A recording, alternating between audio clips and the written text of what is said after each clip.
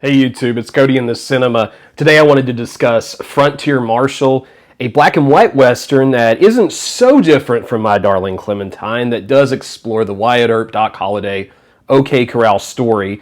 And of course, the movie that a lot of people, really still cling to is Tombstone with Val Kilmer as Doc Holliday and that great performance. And I haven't seen this in many years, but I've seen it 3 or 4 times.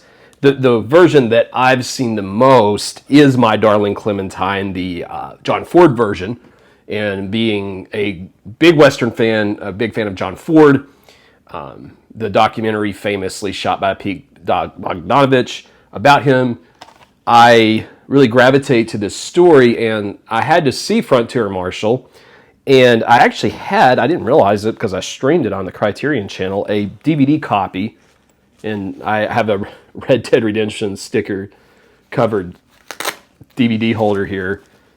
But somehow, I got a hold of the DVD, and I have no idea when or where I got that thing. But it's in there, and I love the late 30s version. So there are some interesting pieces to that telling of the story that I think make it worth movie fans and especially Western fans seeing. One is much like My Darling Clementine. It is one of those comfortable comfort food, black and white, old school Westerns. The cinematography is great in it. There are beautiful shots of the Alabama Hills, and if you're unfamiliar with the Alabama Hills, that is kind of close to Death Valley, and we have many Westerns that have been shot there. So I like the fact that it incorporates that, and I was struck by how good of a job two of the actors did in that movie. One, Randolph Scott, who, if you are familiar with Criterion's renowned Western pack, the Bud Bedecker Westerns that he starred in, he was Wyatt Earp in this version, in Frontier Marshal. And he brings a calm, collected presence. I almost liked him as much as Henry Fonda. In fact, the scene where he kicks out the drunk, I believe that used the same Native American actor in both films, Clementine and Frontier Marshal.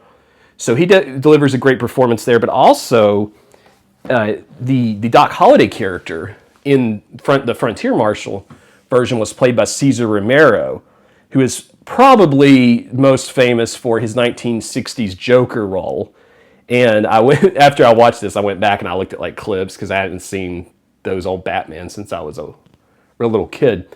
And I love the charisma and the sorrow and the melancholy that he brings to that character. In fact, I have not seen Gunfight at the OK Corral. I got this, it's on my list, I need to see it. I know this is a famous version of it.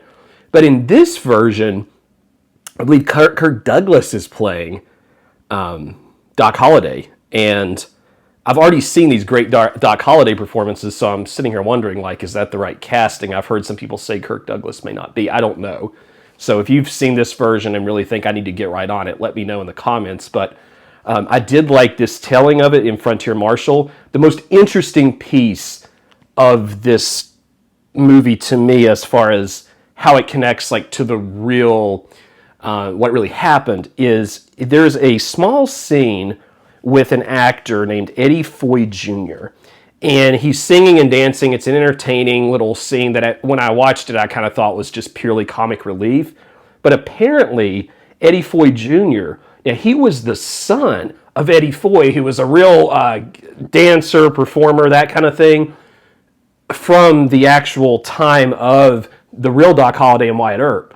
So Eddie Foy Jr. was playing his dad, who actually knew these people, in this movie about these people in this interesting black and white 30s movie. So we're not that far removed from the past at that point. And I think the movie serves as a good bridge between something like the much newer version, which it's kind of an old movie now with Val Kilmer, and the original story. So it's a good little piece of film history. It has good black and white photography. It has great performances from Randolph Scott and Cesar Romero and some others. John Carradine's in it, in a role suited for him. I don't want to give away what he does in it, but John Carradine always plays this kind of shifty character in these Ford movies. And even something like the last John Wayne movie of note, The Shootist, right? He's still kind of a shifty character in that. So you do get a small performance from him. You also get Ward Bond, if I'm not mistaken. So lots of good movie history there for you. I did want to make a video for those of you that are into that particular history or that particular Western mythos, as it were, so that you might give it a shot. It's available in multiple different places. It's a cheap DVD. It's easy to stream. But check it out if you haven't, especially if you're a Western fan or a movie history fan.